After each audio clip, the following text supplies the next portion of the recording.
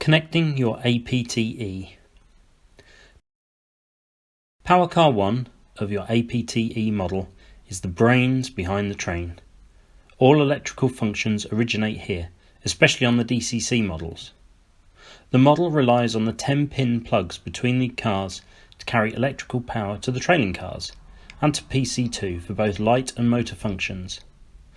These plugs must be completely seated in order to make good contact for the model to operate properly.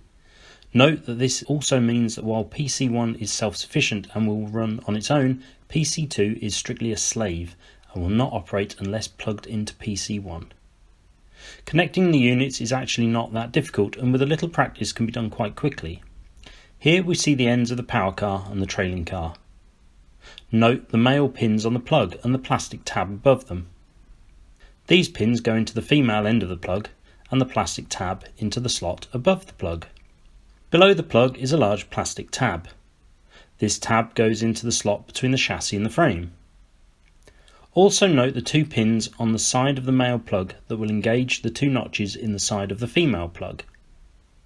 To connect the components, insert the large plastic tab into the corresponding slot. Now tip the intermediate car up about 10 degrees. Slide the two units together, inserting the smaller tab into its corresponding slot. The plastic pins on the side of the plug should engage into the slots with an audible click. Bring the model back down to level and verify that the plugs have completely seated. Repeat between each unit. Should you have issues with headlights or motor functions not working on PC2, please double check all the connections. Remember, the power has to travel through the entire train, so the culprit could be any of the plugs. Once the model has been assembled and dismantled a few times, the clips will polish in a bit and the process will go a bit smoother.